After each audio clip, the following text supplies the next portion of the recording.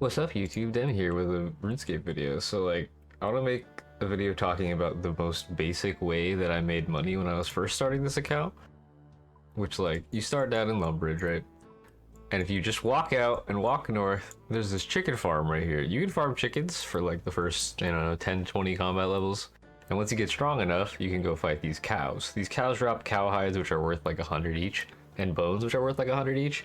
So every inventory of 28 slots becomes 2.53k, and there's a bank upstairs in Lumbridge. So you just walk back and forth from here, training up to 20 or 30, banking all your stuff. And you can make 20 or 30k pretty easily doing that. And then, once you have your stats to 20 or 30, you can buy some basic gear from the Grand Exchange. Which is just you walk from Lumbridge up north to Varrock, and then into the Grand Exchange, right? You can buy yourself some Addy gear, some Mithril gear, Glory, whatever. This gear set that I'm wearing costs basically nothing. How do I check this? Here, you can put it all in here. This whole set of gear costs 45k, which is 10, 20 trips of cow hides and bones. Basically nothing. And you can wear it with 20 or 30 combat sets. But it should be enough to get you started. It's just Addy full helm, Addy plate body, Addy plate, Addy shield, Addy sim, black cape, amulet of glory, combat bracelet, and climbing boots. I'm not sure if you can wear these without a quest, but these aren't really that important. They give 2 strength bonus. It's whatever. But after that, you got a decent little melee setup, right? So you're at the Grand Exchange. You walk down here to the Barbarian Village.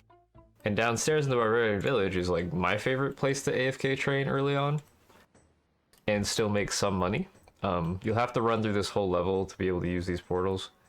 I think you have to get to the center, so you just go through here, get to the center, and then go downstairs. And when you go downstairs,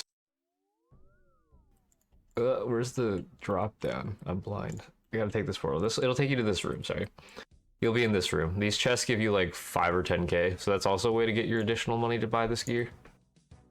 And after that, you just go downstairs again to the second level, where there's flesh crawlers and a bunch of other garbage.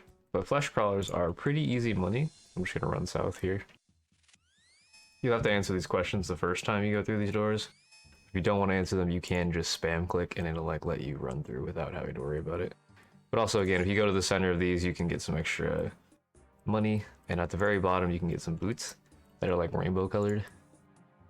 But yeah, I just keep running south. I'll stop spinning my camera so it's a bit easier to follow. And here's your flesh crawlers. These are level 35 enemies. They have basically no defense. They do 1 damage max, and they're auto aggro if you're lower level, which means it's pretty easy to just come in here and AFK. Yeah, see, they're even aggro to me, so you just kind of stand here and just kill these for as long as you want. They only have 25 health. I'm obviously pretty high combat, so these are gonna die really fast, but you'll be doing probably 3 to 5 max hits. It'll take you a little bit. But they drop a ton of herbs, right? And they drop noted ores and a few other things. But I basically would just sit here and you can AFK for 5 to 10 minutes. See, there's already 1000 GP, and after 10 minutes, their aggro timer will go off. You can see I'm on Rune Light, so you can see the time until they become unaggressive. When that happens, all you have to do is run to a different room.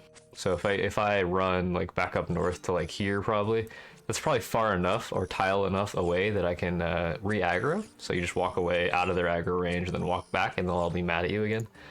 And you can just stand here and AFK train. And make money. Every once in a while they'll drop herbs that are worth 1k, 2k, 3k, 4k, up to I think 7k right now. Renar weeds are 7k. But yeah, here's some noted iron ore. All this stuff just stacks up real nice. When you're done, you just go back upstairs, walk back to the GE or the bank, and then bank it, and repeat. I did this until I don't know, 30 to 40, 50 combat probably. Just super lazy AFK. You make I don't know, 50 to 100k an hour, if that. But it's pretty chill, and you literally can't die here. It's impossible. They do 1 damage max.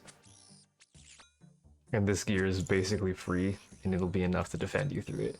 So that's your first baby moneymaker that's combat related. I'm gonna get into the next one, which will be a skilling method here in a bit. But yeah, if you have the magic skill, you can train magic here as well. I believe you can save spot back there. Or like in this doorway, they can't get to you. They drop uncut gems, they drop herbs, they drop iron ore. I don't know, dude. There's a bunch of decent stuff here. But if you have high enough magic level, you can just teleport to Varrock. And then go bank and come back. If you need food, you can bring food. I brought some trout, which is like 5 GP or something. It's super cheap. Or jugs of wine if you don't want to spend any money. But yeah, you just go here and bank. And then you run back west, go back downstairs, and you're good to go. But yeah, this is just, it's a super, super brain dead moneymaker. It's great. Yeah, let's get into the next one though. Alright, so your next AFK moneymaker requires a few prerequisites. You need to be able to have 35 smithing and the dwarf cannon quest completed, which doesn't have any requirements. Like you can go here with some food and do this. All you need is, I think, a hammer. But after that, you can buy a cannonball mold, an ammo mold from the people in that quest. And if you have 35 smithing, you can use steel bars on the mold to make cannonballs. This is like the most AFK moneymaker you can imagine. It takes like, I think, a minute or something to convert your whole inventory to cannonballs.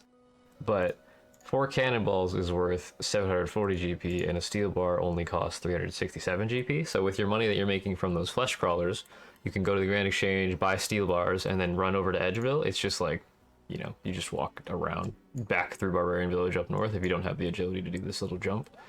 And you can come to this furnace, and this furnace is right next to a bank.